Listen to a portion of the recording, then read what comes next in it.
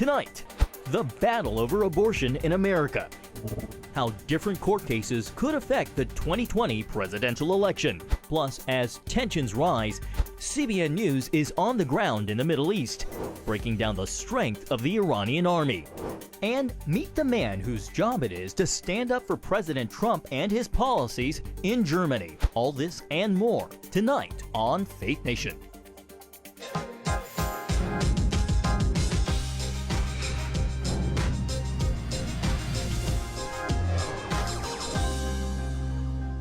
Presidential hopefuls take on the abortion debate. Welcome to Faith Nation. I'm John Jessup. And I'm Jenna Browder. A loud and fired up crowd rallied in front of the Supreme Court today in support of abortion. Among those there, many 2020 presidential candidates in an effort to keep abortion legal across America. As Amber Strong reports, there are a few cases that could chip away from the precedent set by Roe v. Wade. Abortion rights advocates joined hands with members of Congress and even a few presidential candidates right here on the steps of the Supreme Court today, demanding that the justices uphold Roe v. Wade. Today's protests are one of several across the country, all stemming from the uptick in stricter abortion laws, particularly those passed in Missouri and Alabama, which don't include exceptions for rape and incest. Now, Democrats have been particularly vocal on the issue. Here's what they had to say today. If we had not won the majority in the House of Representatives, they would be doing the same nonsense across the street. This is the beginning of President Trump's war on women. If he wants this war, he will have this war and he will lose. Just as it was in the civil rights movement, a governor from Alabama will not have the last word on abortion.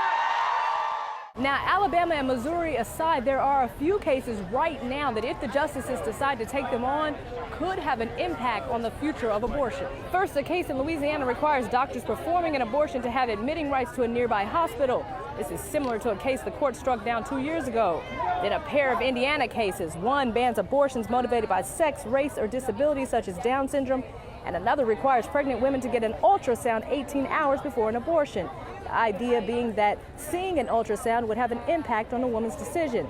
Coincidentally, these measures were signed into law by then Governor Mike Pence.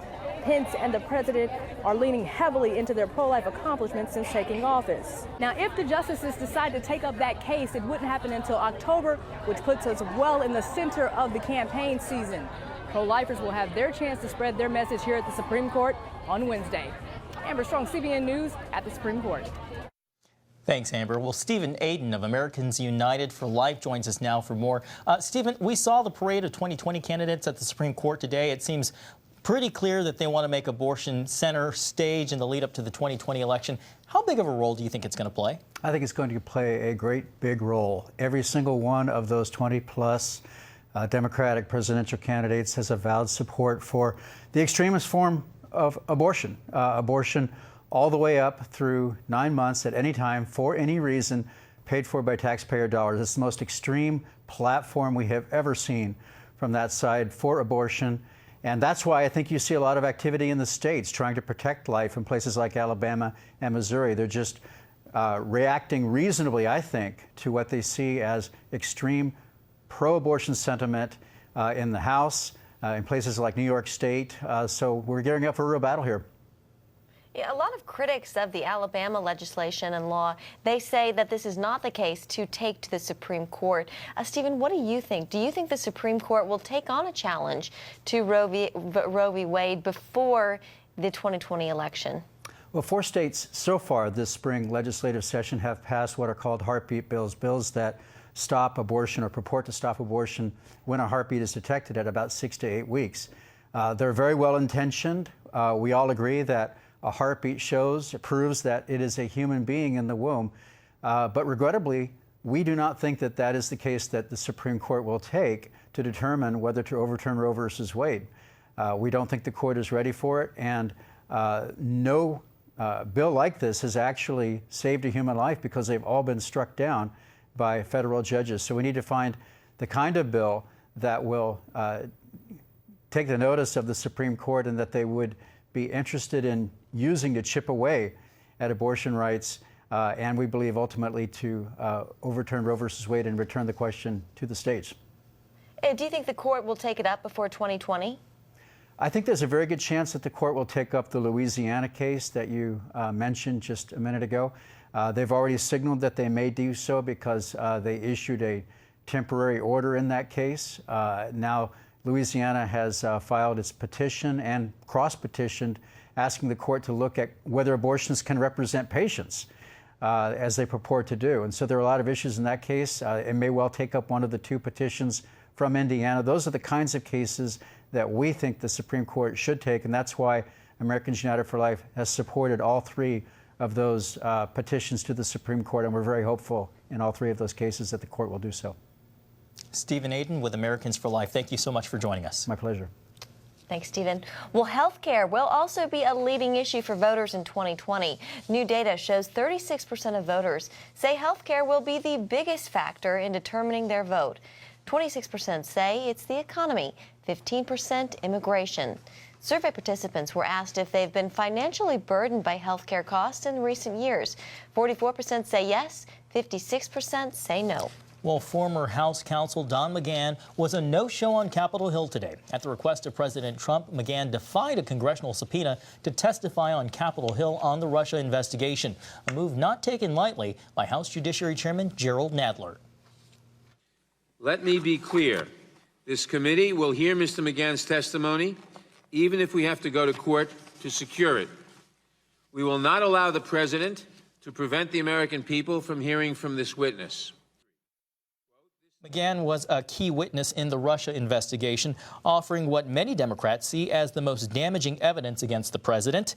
The Justice Department issued an opinion saying Congress may not compel the president's senior advisors to testify about official duties. And all this while demands for impeachment among Democrats are growing louder. Several House leaders privately pressed Speaker Nancy Pelosi Monday night to allow the hearings to help Democrats obtain the documents and testimony they're seeking. Pelosi has consistently rejected the idea. Judiciary Chairman Jerry Nadler said the president is not above the law. And just this afternoon, Speaker Pelosi calling for a special meeting with House Democrats tomorrow morning. CBN Chief Political Analyst David Brody joins us now to discuss. David, the pressure for Nancy Pelosi is really mounting quickly. She has impeach. Yeah, for sure. And she has a reputation of keeping the herd together, the Democrats together. This will be by far her biggest challenge. I'm not sure it's going to end well. We'll see. We're not sure right now. Look, Nancy Pelosi has seen this rodeo before. Back in the 90s, the late 90s, with Bill Clinton, and his approval numbers after being impeached went up.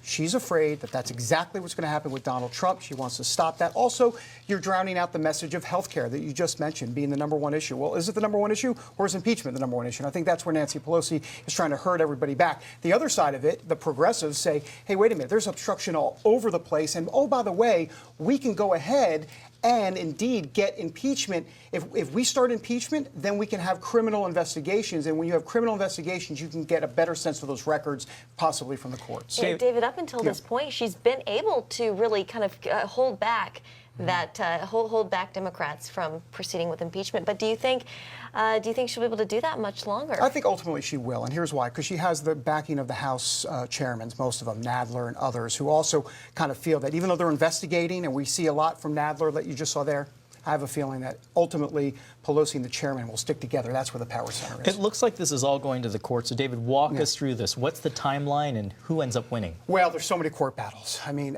just where do you begin? Don McGahn, right? And they have Bill Barr, and both two empty seats that we have there. The tax records, which, of course, are in court now. Right.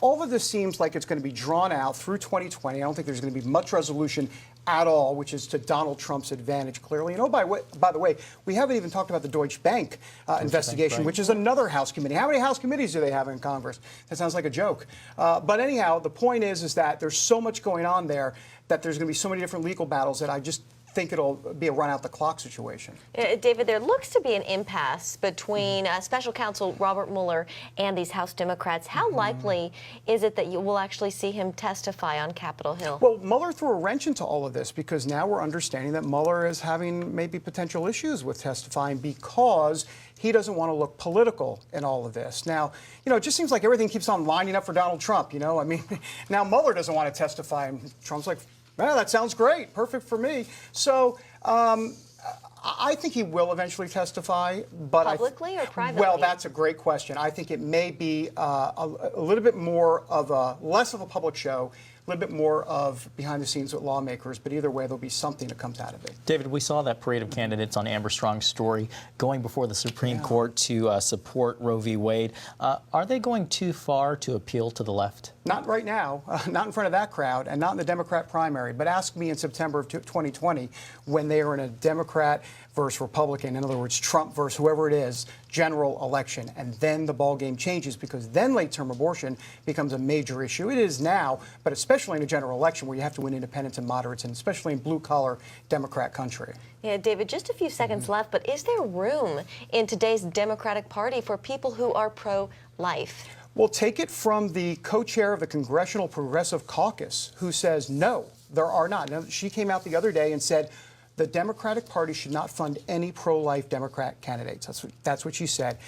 Kristen Day, who is head of Democrats for Life, says that there are 21 million pro-life Democrats in this country. So to ignore them, you do that at your peril for this Democrat Party. Chief Political Analyst David Brody, thank you so much for being with us. Thank you, guys. Thanks, David. Thank you.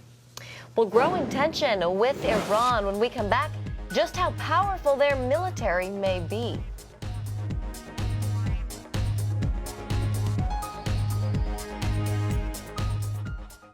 Attention oxygen therapy users. If you've been chained to an oxygen tank, then you know they're a burden. Tanks keep you from living the life you love. I was on oxygen tanks, and I couldn't go anywhere, do much of anything. I didn't dare go far. It's time to reclaim your independence with an Inogen One oxygen concentrator. Inogen makes its own oxygen from the air around you, so you'll never worry about running out of oxygen again. I wasn't going to run out of oxygen ever, and it was like freedom. I got my life back. I really love my Inogen. The Inogen One G4 is lightweight and compact. Plus, it's battery operated, so you can have oxygen anytime, anywhere. Oh, do I think Inogen is worth the money? You better believe it's worth every single penny of it. Call now for your free information kit. There's no obligation. Inogen. Oxygen anytime, anywhere. Call 1-800-469-8159. That's 1-800-469-8159. Call now for your free information kit. Everybody wants cheap airfare, but where do you find it? You call Low Cost Airlines. They specialize in cheap flights, discount hotel rooms, cheap car rental rates, and with a best price guarantee. If you want the lowest prices on your airline tickets or other travel services, call now. That's right, call. That's the only way to get these rates. Experts are standing by 24/7 to get you the cheapest airfare and hotel rates available. So don't wait. Call now. Are you looking for a trustworthy publishing company to publish your book? Covenant Books is an author-friendly publisher who shares your passion and beliefs. Call us today and we'll send you a free author packet to help get you started. We provide a full range of publishing services. Covenant sells your book and ebook online and in bookstores everywhere. Our authors love us. Just look. Be like these authors and get your book published today. Call 800-261-0339. That's 800-261-0339. Welcome back. Pentagon officials were on Capitol Hill today briefing lawmakers on an increased threat from Iran. CBN News national security correspondent Eric Phillips is following the story for us and joins us now.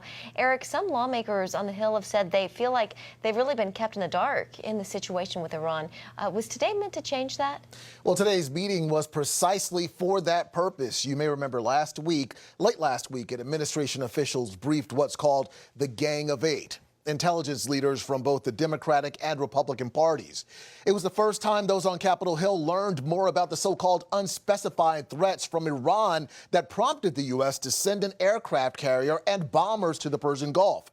Those threats stemming from Iranian militias loading missiles onto small ships in the Persian Gulf that could attack U.S. vessels. Of course, the U.S. took further action, ordering all non-essential American personnel out of Iraq. It started to feel like the U.S. was preparing for war, and lawmakers on Capitol Hill were clamoring for more information, not just for a small group, but for all of Congress. And today was that opportunity. Acting Secretary of Defense Patrick Shanahan was a part of the meeting. I'd say we're in a period where the threat remains high, and our job is to make sure that there is no miscalculation by the Iranians. That is, as the most important thing we can do as the department is avoid miscalculation and then control escalation.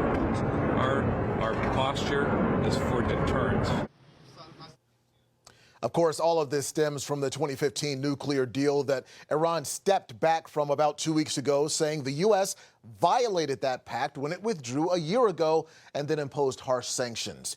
Iran then punched a 60-day time clock for member countries to come up with a new deal. John and Jenna. Eric, has President Trump said anything new about the chances of going to war with Iran? Well, as a matter of fact, the president reiterated just last night that he does not want to go to war with Iran. He does not, with a capital N. He says he's ready to negotiate whenever they are, but he urged Iranian leaders not to call the White House unless they're serious about negotiation. All right, Eric Phillips, thank you very much.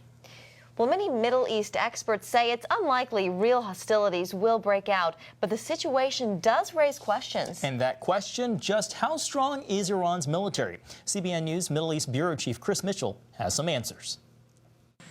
President Trump fired the latest salvo in the war of words. We have no indication that anything's happened or will happen, but if it does, it will be met, obviously, with great force. We'll have no choice.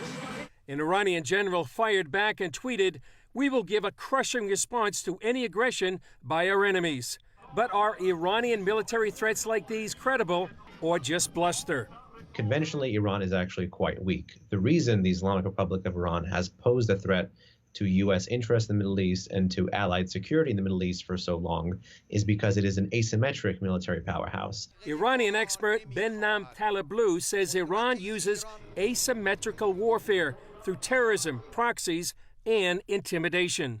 Bloviating, hyperbole are actually core elements of Iran's security policy. Why? Again, because the Islamic Republic of Iran is hyper-cognizant of its own conventional military deficiencies. And when Iran knows it can't win the battle of capabilities, it looks to win the battle of resolve. Middle East expert Jonathan Spire says Iran's strength lies in its proxies throughout the region, like the Palestinian Islamic Jihad that recently launched hundreds of missiles into Israel. They have this array of political, military organizations, many Hezbollahs, so to speak, of which Lebanese Hezbollah was the prototype, across the region. Very committed, very well indoctrinated, sometimes well trained young men who are available, non-Iranians for the most part, who are available for military tasks. One flashpoint for Iran's asymmetric warfare is the capability to close the Strait of Hormuz, where much of the world's oil passes through, just off the coast of Iran.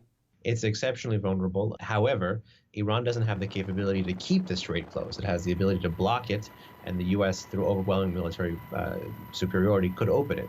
The one military arena Iran holds an edge is its ballistic missile program. This is, again, an exceptionally important area because multiple U.S. directors of national intelligence have said that Iran has the largest arsenal of ballistic missiles in the entire Middle East. Given its strengths and weaknesses, Iran balances its hot rhetoric with cool, calculated geopolitical moves that make it a formidable adversary in the most dangerous region of the world. Chris Mitchell, CBN News, Jerusalem. Coming up, we'll meet the man with a near impossible job, promoting President Trump where he's the least popular.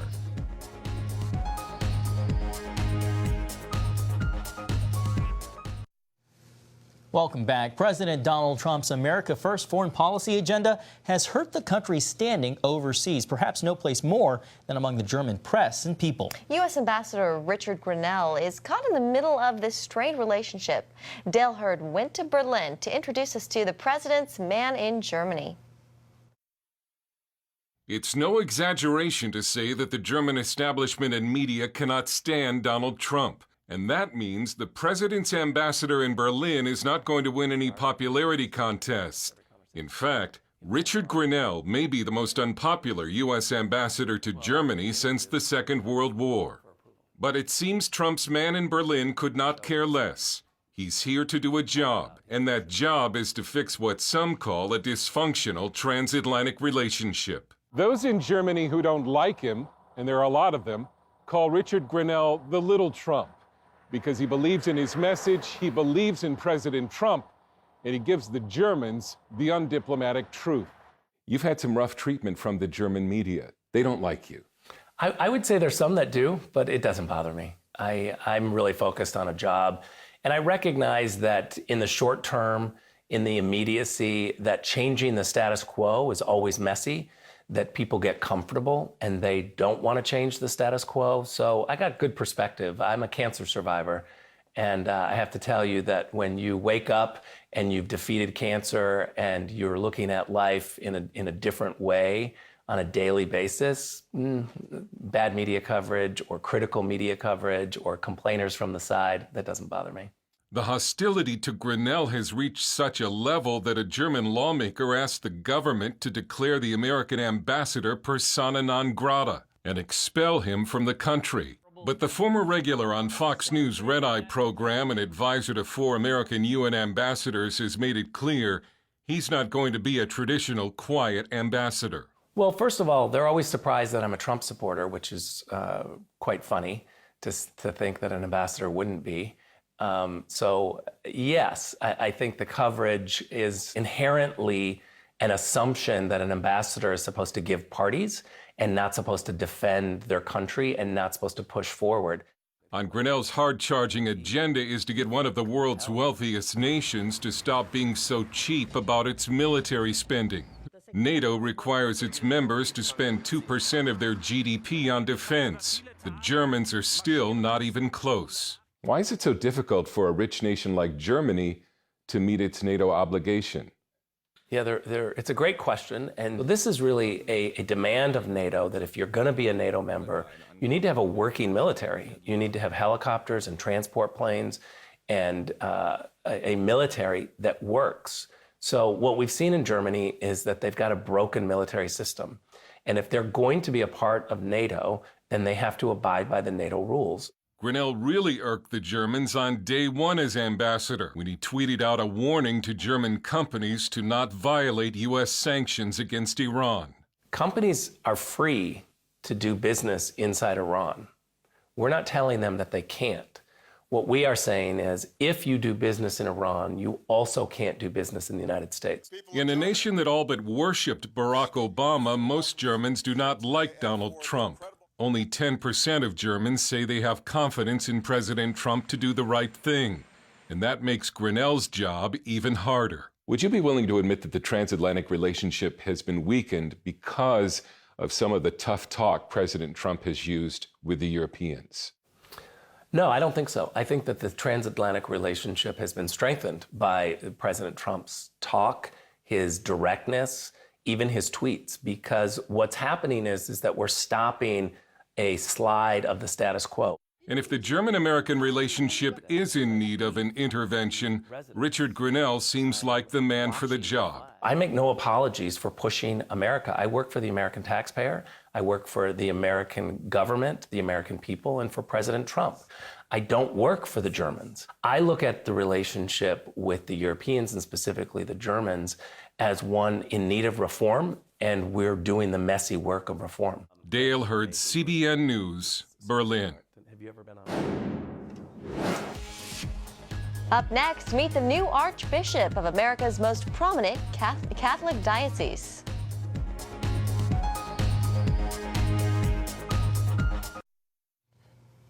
Wilton Gregory is the new Archbishop of Washington, D.C. That's right. Appointed by Pope Francis, Archbishop Gregory takes the reins of one of the most prominent Catholic dioceses in the country. Before the new role, Gregory served as Atlanta's Archbishop.